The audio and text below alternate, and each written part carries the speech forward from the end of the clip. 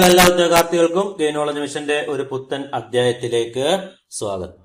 അപ്പോൾ ഇന്ന് നമ്മൾ നോക്കാൻ പോകുന്നത് നമ്മുടെ പ്രധാനപ്പെട്ട ചോദ്യോത്തര സെഗ്മെന്റിലേക്കാണ്. അതായത് നമ്മളുടെ 10-ൽ 10, അതായത് 10 പ്രധാനപ്പെട്ട ചോദ്യങ്ങളും അവയുടെ ഉത്തരങ്ങളും നമുക്ക് പരിചയപ്പെടുത്താം. അപ്പൊ നമ്മൾ ഓരോ സബ്ജക്റ്റിലെയും ഓരോ ടോപ്പിക് വൈസ് ആയിട്ടാണ് നമ്മൾ ഈ 10 ചോദ്യങ്ങളും 10 ഉത്തരങ്ങളും തരുന്നത്. ഇതിന്റെ ഉദ്ദേശം നമ്മൾ കഴിഞ്ഞ ക്ലാസ്സിൽ വ്യക്തമാക്കിയിട്ടുള്ളതാണ്.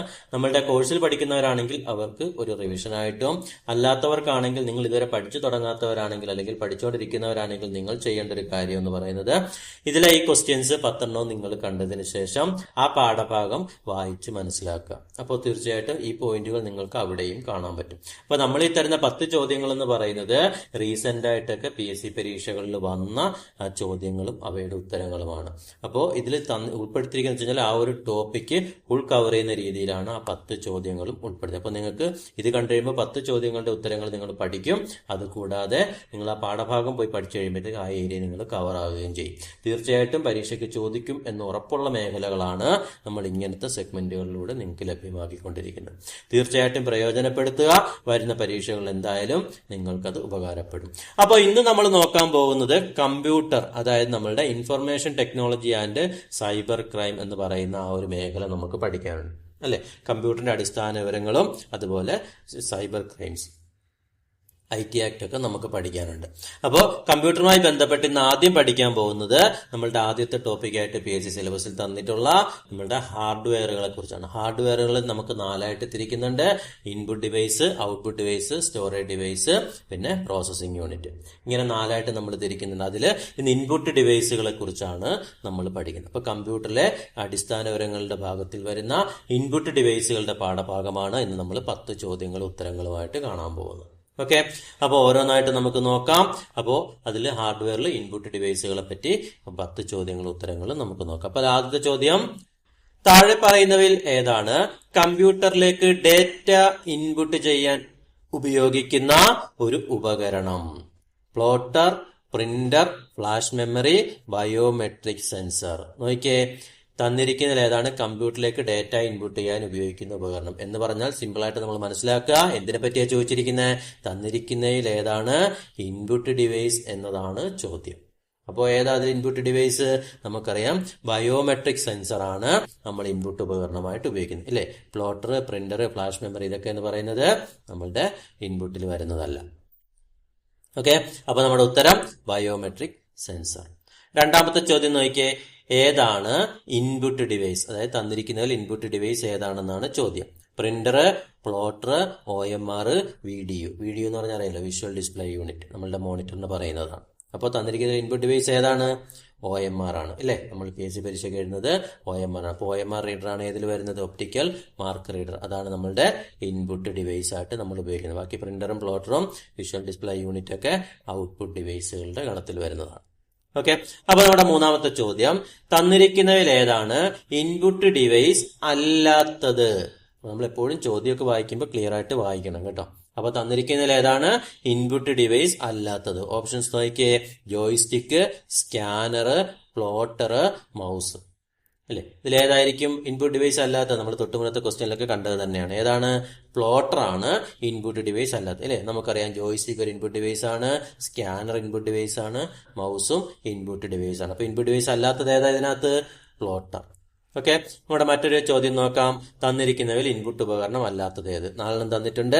അതിൽ ഇൻപുട്ട് അല്ലാത്ത ഏതാന്ന് നോക്കിയാൽ web camera. Options option A web camera, scanner, OMR, video. അപ്പോൾ വെബ് ക്യാമറ ഇൻപുട്ട് ഉപകരണമാണ്, സ്കാനർ ഇൻപുട്ട് ഉപകരണമാണ്, OMR ഇൻപുട്ട് ഉപകരണമാണ്. അപ്പൊ ഇതിൽ ഇൻപുട്ട് ഉപകരണം അല്ലാത്തത് ഏതാ? വിഷ്വൽ ഡിസ്പ്ലേ യൂണിറ്റ് അഥവാ വീഡിയോ. അത് നമ്മുടെ മോണിറ്ററിന് പറയുന്ന മറ്റൊരു പേരാണ്. മോണിറ്റർ നമ്മൾ ഇൻപുട്ടായിട്ട് ഔട്ട്പുട്ടായിട്ട് ഉപയോഗിക്കുകയാണ്. ഇപ്പൊ ടച്ച് സ്ക്രീനായിട്ടൊക്കെ ഉപയോഗിക്കുകയാണെങ്കിൽ അത് ഇൻപുട്ടും, അല്ലാതെ സാധാ മോണിറ്റർ ആണെങ്കിൽ നമുക്ക് ഔട്ട്പുട്ടായിട്ടുമാണ് നമ്മൾ ഉപയോഗിക്കുന്നത്. ഓക്കെ, അപ്പൊ വീഡിയോ എന്ന് ചോദിച്ചുകൊണ്ട് അത് ഔട്ട്പുട്ട് ഉപകരണമാണ്. ഓക്കെ, ഇനി അഞ്ചാമത്തെ ചോദ്യം നോക്കിയേ, താഴെ പറയുന്നവയിൽ പോയിന്റിംഗ് ഉപകരണം അല്ലാത്തതേത്? ഏതാണ് പോയിന്റിംഗ് ഉപകരണം അല്ലാത്തതേത്? ഓപ്ഷൻസ് നോക്കിയേ, mouse, touch screen, barcode reader, joystick. അപ്പൊ ഇതില് പോയിന്റിംഗ് ഉപകരണം അല്ലാത്തത് ഏതെന്നാണ് ചോദിച്ചിരിക്കുന്നത്. ഓക്കെ, അപ്പൊ നമ്മൾ ഇത് പഠിക്കുന്നതിന് മുമ്പ് ഒരു കാര്യം മനസ്സിലാക്കണം. എന്താണ് പോയിന്റിംഗ് ഉപകരണം? പോയിന്റിംഗ് ഉപകരണം എന്ന് പറയുന്നത് നമ്മുടെ കമ്പ്യൂട്ടർ സ്ക്രീനിലെ ഒട്ടുമിക്ക ഇന്റർഫേസുകളുമായിട്ടൊക്കെ ഇടപഴകാൻ സഹായിക്കുന്ന ഒരു ഇൻപുട്ട് ഉപകരണത്തെയാണ് നമ്മൾ എന്തെന്ന് പറയുക, പോയിന്റിംഗ് ഉപകരണം എന്നതുകൊണ്ട് നമ്മൾ ഉദ്ദേശിക്കുന്നത്. ഇതിന്റെ പ്രധാന ലക്ഷ്യം എന്ന് പറഞ്ഞാൽ ഇത്രേ ഉള്ളൂ, കഴ്സറിന് പകരം എന്ത് ചെയ്യും, സ്ക്രീനിലെ വസ്തുക്കളെ നമുക്ക് ഒന്നെങ്കിൽ ചൂണ്ടിക്കാണിക്കാനും തിരഞ്ഞെടുക്കാനും അല്ലെങ്കിൽ മൗസ് വഴി ക്ലിക്ക് ചെയ്യാനും അല്ലെങ്കിൽ ടച്ച് ചെയ്യാനും പിന്നെ മറ്റ് ആക്ടിവിറ്റി വഴിയൊക്കെ എന്ത് ചെയ്യാൻ പറ്റും, ആ സ്ക്രീനിലെ ആ കാര്യങ്ങളൊക്കെ നമുക്ക് മനസ്സിലാക്കിയെടുക്കാൻ പറ്റും. അങ്ങനെയുള്ളതിനെയാണ് നമ്മൾ പോയിന്റിംഗ് ഡിവൈസ് എന്ന് പറയുന്നത്. ഉദാഹരണം പറഞ്ഞു കഴിഞ്ഞാൽ നമ്മുടെ മൗസ്, ടച്ച് പാഡ്, പിന്നെ ഈ പറഞ്ഞ ജോയിസ്റ്റിക്ക്, ട്രാക്ക് ബോൾ, ഇതൊക്കെ നമ്മൾ പോയിന്റിംഗ് ഡിവൈസുകളുടെ ഗണത്തിൽ വരുന്നതാണ്. അപ്പൊ നമ്മുടെ ചോദ്യം എന്താണ്, തന്നിരിക്കുന്നവയിൽ പോയിന്റിംഗ് ഉപകരണം അല്ലാത്തതേത്? അപ്പോൾ മൗസ് പോയിന്റിംഗ് ഉപകരണമാണ്, ടച്ച് സ്ക്രീൻ പോയിന്റിംഗ് ഉപകരണമാണ്, ജോയിസ്റ്റിക്കും പോയിന്റിംഗ് ഉപകരണമാണ്. അപ്പൊ ഉത്തരം ഏതായിരിക്കും, ബാർകോഡ് റീഡർ അല്ലെ. ബാർകോഡ് എന്ന് വെച്ചാൽ പോയിന്റിംഗ് അല്ല, അതല്ലാതെയാണ് അത് റീഡ് ചെയ്തെടുക്കുന്നത്. അപ്പോൾ താഴെ തന്നിരിക്കുന്നതിൽ പോയിന്റിംഗ് ഉപകരണം അല്ലാത്തത് ഏതാണ്? Option C, barcode reader. ആറാമത്തെ ചോദ്യം നോക്കിയാൽ, തന്നിരിക്കുന്നവയിൽ ഇൻപുട്ടായും ഔട്ട്പുട്ടായും ഉപയോഗിക്കുന്നത്. തൊട്ട് മുന്നേ അങ്ങോട്ട് പറഞ്ഞതേ ഉള്ളൂ, നമ്മൾ ഇൻപുട്ടായും ഔട്ട്പുട്ടായി ഉപയോഗിക്കുന്ന ഉപകരണം നമുക്ക് എല്ലാവർക്കും അറിയാം. കീബോർഡ് ഇൻപുട്ട് ഉപകരണമാണ്, ജോയിസ്റ്റിക് ഇൻപുട്ട് ഉപകരണമാണ്, സ്കാനർ ഇൻപുട്ട് ഉപകരണമാണ്, ടച്ച് സ്ക്രീന് ഇൻപുട്ട് ഉപകരണമാണ്. നമുക്ക് ഇൻപുട്ടായിട്ട് ഉപയോഗിക്കാം, ഔട്ട്പുട്ടായിട്ടും ഉപയോഗിക്കാം അല്ലേ. നമ്മൾ കണ്ടില്ലേ ATM മെഷീനിൽ ഇരിക്കുന്ന സ്ക്രീൻ അല്ലേ, ടച്ച് സ്ക്രീനാണ്, നമുക്ക് ഇൻപുട്ടായിട്ട് ഔട്ട്പുട്ടായിട്ട് ഉപയോഗിക്കാം. അതുപോലെ നമ്മൾ റെയിൽവേ കൗണ്ടറിലൊക്കെ ചെല്ലുമ്പോൾ അതിന്റെ തൊട്ട് മുമ്പിൽ കിയോസ്കൊക്കെ വെച്ചിട്ടുണ്ട് അല്ലെ, അതുവഴിയൊക്കെ നമുക്ക് ആ ടിക്കറ്റ് ഒക്കെ എടുക്കാൻ വേണ്ടി നോക്കുമ്പോൾ അവിടെ ടച്ച് സ്ക്രീൻ, ഇതൊക്കെ നമുക്ക് എന്തായിട്ട് ഉപയോഗിക്കാം, ഇൻപുട്ടായിട്ടും ഔട്ട്പുട്ടായിട്ടും ഉപയോഗിക്കാം. അപ്പൊ ഇതിൽ ഓപ്ഷൻ സി, ടച്ച് സ്ക്രീൻ ആണ് നമ്മുടെ ആറാമത്തെ ചോദ്യത്തിന്റെ ഉത്തരം. അടുത്ത ഏഴാമത്തെ നോക്കിയേ, കമ്പ്യൂട്ടറിലേക്ക് അക്ഷരങ്ങൾ, ചിഹ്നങ്ങൾ, സംഖ്യകൾ എന്നിവ ടെക്സ്റ്റ് രൂപത്തിൽ ഇൻപുട്ട് ചെയ്യാൻ ഉപയോഗിക്കുന്ന ഉപകരണം. അപ്പൊ ചോദിച്ചിരിക്കുന്നതെന്ന് വ്യക്തമാണ്, ഒരു ഇൻപുട്ട് ഡിവൈസിനെ പറ്റിയാണ് ചോദിച്ചിരിക്കുന്നത്. ആ ഇൻപുട്ട് ഡിവൈസിന്റെ ധർമ്മം എന്താണ്, അക്ഷരങ്ങളും ചിഹ്നങ്ങളും സംഖ്യകളും ഒക്കെ ടെക്സ്റ്റ് രൂപത്തിൽ അങ്ങോട്ട് കമ്പ്യൂട്ടറിലേക്ക് കൊടുക്കാം. അപ്പൊ നമുക്ക് ആ സെന്റൻസിൽ തന്നെ മനസ്സിലായിട്ടുണ്ട് എന്താണ് അവിടെ ഉദ്ദേശിക്കുന്നത്. അപ്പൊ നമുക്ക് ഓപ്ഷൻ ഒന്ന് നോക്കാം, digital camera, joystick, Microsoft word, keyboard അല്ലെ. നമുക്കറിയാം ഡിജിറ്റൽ ക്യാമറ എന്ന് പറയുന്നത് നമുക്ക് ടെക്സ്റ്റ് രൂപത്തിൽ കൊടുക്കാനുള്ളതല്ല, ജോയിസ്റ്റിക് എന്ന് പറഞ്ഞാൽ നമുക്ക് ടെക്സ്റ്റ് രൂപത്തിൽ കൊടുക്കാനുള്ളതല്ല, മൈക്രോസോഫ്റ്റ് വേർഡിന് നമ്മൾ ചെയ്യുന്ന ടെക്സ്റ്റ് ആണെങ്കിലും വേർഡ് എന്താണ്, ഒരു സോഫ്റ്റ്വെയർ ആണ്, അതൊരു ഇൻപുട്ട് ഉപകരണമല്ല. ഓക്കെ, പിന്നുള്ള ഏതാണ്, കീബോർഡാണ് നമ്മൾ ഇതിന് ഉപയോഗിക്കുന്നത്, നമ്മൾ ടൈപ്പ് ചെയ്യാനൊക്കെ ഉപയോഗിക്കുന്നത്. അക്ഷരങ്ങളായിക്കോട്ടെ, ചിഹ്നങ്ങളായിക്കോട്ടെ, സംഖ്യകളായിക്കോട്ടെ, ഏതായാലും നമ്മൾ ടൈപ്പ് ചെയ്ത് ഇൻപുട്ടായിട്ട് ഉപയോഗിക്കുന്ന ഉപകരണമാണ് ഏത്, കീബോർഡ്. അപ്പൊ നമ്മുടെ ഇതിന്റെ ഉത്തരം ഓപ്ഷൻ ഡി, കീബോർഡ്.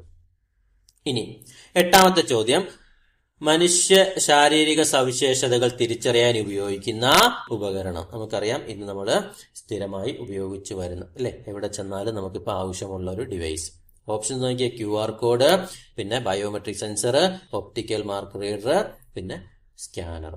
അപ്പോൾ ഉത്തരം ഏതായിരിക്കും, നമ്മുടെ ശാരീരിക സവിശേഷതകൾ തിരിച്ചറിയാൻ ഉപയോഗിക്കുന്ന ഉപകരണം നമുക്കറിയാം ബയോമെട്രിക് സെൻസർ ആണ് അല്ലേ. നമ്മൾ ആധാർ എനേബിൾ ചെയ്യാനായാലും അല്ലെങ്കിൽ നമ്മൾ ഗവൺമെന്റ് ഓഫീസിലൊക്കെ ചെല്ലുമ്പോൾ പഞ്ച് ചെയ്യാനാണെങ്കിലും എല്ലാത്തിലും ഉപയോഗിക്കുന്നത് നമ്മുടെ ബയോമെട്രിക് സെൻസർ ആണ്. അപ്പോൾ മനുഷ്യ ശാരീരിക സവിശേഷതകൾ തിരിച്ചറിയാൻ ഉപയോഗിക്കുന്ന ഉപകരണമാണ് ഏത്, ബയോമെട്രിക് സെൻസർ. ഓക്കെ, ബാക്കിയൊക്കെ നമുക്കറിയാമല്ലോ, OMR നമുക്കറിയാം, സ്കാനർ എന്തിനാണെന്ന് അറിയാം, അതുപോലെ QR കോഡൊക്കെ നമുക്കറിയാം അല്ലെ. QR കോഡൊക്കെ നമ്മളിപ്പോൾ ഉപയോഗിക്കുന്നതാണ്. അപ്പോൾ ശാരീരിക സവിശേഷതകൾ അറിയാൻ ഉപയോഗിക്കുന്ന ഏതാണ്, ബയോമെട്രിക് സെൻസർ ആണ്. ഇനി ഒൻപതാമത്തെ ചോദ്യം, ജോയിസ്റ്റിക്ക് തന്നിരിക്കുന്നവയിൽ ഏതിലാണ് ഉൾപ്പെടുന്നതെന്നാണ് ചോദ്യം. ഇൻപുട്ടാണോ, ഔട്ട്പുട്ടാണോ, മെമ്മറി ഉപകരണമാണോ, സ്റ്റോറേജ് ഉപകരണമാണോ? ഞാൻ ആദ്യമേ പറഞ്ഞായിരുന്നു, ഹാർഡ്വെയറിന് നമുക്ക് 4 കമ്പണന്റ് ആണ്, input device, output device, memory, storage. അതില് ജോയിസ്റ്റിക്ക് ഉൾപ്പെടുന്ന ഏതിലാണ്, ഒരു ജോയിസ്റ്റിക്ക് എന്ന് പറഞ്ഞാൽ ഒരു ഇൻപുട്ട് ഉപകരണമാണ്. അപ്പൊ ജോയിസ്റ്റിക്ക് ഉൾപ്പെടുന്ന ഏതിലാണ്, ഇൻപുട്ട് ഉപകരണങ്ങളിലാണ്. ഓക്കെ, അപ്പോൾ ഓപ്ഷൻ എ ആണ് ഉത്തരം. ഇനി 10ാമത്തെ നോക്കിയേ, തന്നിരിക്കുന്ന പ്രസ്താവനകളിൽ ഏതൊക്കെയാണ് ശരിയായിട്ടുള്ള പ്രസ്താവനകൾ തിരഞ്ഞെടുക്കുക. ഡിജിറ്റൈസർ ഒരു ഇൻപുട്ട് ഉപകരണമാണ്, പ്ലോട്ടർ ഒരു ഔട്ട്പുട്ട് ഉപകരണമാണ്, ജോയിസ്റ്റിക് ഒരു ഇൻപുട്ട് ഉപകരണമല്ല. അപ്പൊ ഇതിൽ ഏതായിരിക്കും ശരിയായിട്ടുള്ള പ്രസ്താവനകൾ? നമ്മളിപ്പോ തൊട്ട് മുന്നേ അങ്ങോട്ട് പറഞ്ഞതേ ഉള്ളൂ, ജോയിസ്റ്റിക് ഏത് ഗണത്തിൽ പെടുന്നതാണ്, ഇൻപുട്ട് ഉപകരണത്തിൽ പെടുന്നതാണ്. അപ്പോൾ ജോയിസ്റ്റിക് എന്തായാലും ആ മൂന്നാമത്തെ സ്റ്റേറ്റ്മെന്റ് തെറ്റാണ്. ജോയിസ്റ്റിക്ക് ഒരു ഇൻപുട്ട് ഉപകരണം അല്ല എന്നാണ് തന്നിരിക്കുന്നത്. ശരിക്കും ജോയിസ്റ്റിക്ക് എന്താണ്, ഒരു ഇൻപുട്ട് ഉപകരണമാണ്. അപ്പോ മൂന്നാമത്തെ ഓപ്ഷൻ അവിടെ തെറ്റാണ് അല്ലെ. പിന്നെ നോക്കിയേ, നമ്മുടെ ഒന്നാമത്തെ ഓപ്ഷൻ ഡിജിറ്റൈസർ ഒരു ഇൻപുട്ട് ഉപകരണമാണ് അല്ലെ, ശരി ഉത്തരമാണ്. ഡിജിറ്റൈസർ എന്താണ്, ഇൻപുട്ട് ഉപകരണമാണ്. അതുപോലെ പ്ലോട്ടർ ഒരു ഔട്ട്പുട്ട് ഉപകരണമാണ്. അത് നമ്മൾ ആദ്യത്തെ ക്വസ്റ്റ്യൻ മുതലേ കാണുന്നതാണ്. പ്ലോട്ടർ ഏതിൽ വരുന്നതാണ്, ഔട്ട്പുട്ട് ഡിവൈസിൽ വരുന്നതാണ്. അപ്പോൾ ഇതിനകത്ത് ശരിയായ ഉത്തരം ഓപ്ഷൻ എ 1 മാത്രം, option B 1 2, option C 1 2 3, option D 2 3. അപ്പൊ ഇതിൽ ഏതായിരിക്കും ഓപ്ഷൻ ബി 1ഉം 2ഉമാണ് ശരിയായ ഉത്തരം. കാരണം ജോയിസ്റ്റിക്ക് ഇൻപുട്ട് ഉപകരണമാണ്. അപ്പോൾ ഇവിടെ ഇൻപുട്ട് ഉപകരണം അല്ല എന്നാണ് തന്നിരിക്കുന്നത്. അപ്പോൾ അത് തെറ്റായ പ്രസ്താവനയാണ്. അപ്പോൾ നമ്മുടെ ക്വസ്റ്റ്യനിൽ ശരിയായ പ്രസ്താവനകൾ തിരഞ്ഞെടുക്കാനാണ് ചോദിച്ചിരിക്കുന്നത്. അപ്പോൾ ശരിയായ പ്രസ്താവനകൾ 1ഉം 2ഉമാണ്.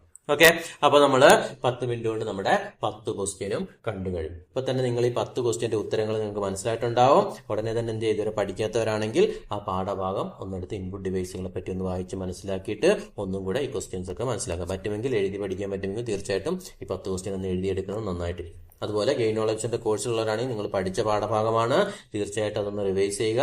ഇനി നിങ്ങൾ പഠിക്കാത്ത ഏതെങ്കിലും പോയിന്റുകൾ ഈ 10 ക്വസ്റ്റ്യന്റെ ഉള്ളിൽ വന്നിട്ടുണ്ടെങ്കിൽ ആ പോയിന്റ് കൂടെ നിങ്ങളുടെ നോട്ട്ബുക്കിലേക്ക് അതിനോടൊപ്പം ആഡ് ചെയ്യുക. കാരണം നമ്മൾ ലൈവ് ക്ലാസ് തന്നെ നോട്ട് എഴുതി പോകുന്നതാണ്. ചിലപ്പോൾ ഇതിനകത്തുള്ള ഏതെങ്കിലും പോയിന്റുകൾ അതിൽ വന്നിട്ടില്ലെങ്കിൽ എന്ത് ചെയ്യുക, ആ പോയിന്റുകൾ കൂടെ നിങ്ങൾ അതിനകത്തേക്ക് ഇൻക്ലൂഡ് ചെയ്യുക. ഓക്കെ, അപ്പോൾ നമുക്ക് മറ്റൊരു അധ്യായമായി വീണ്ടും കാണാം. Okay, thank you.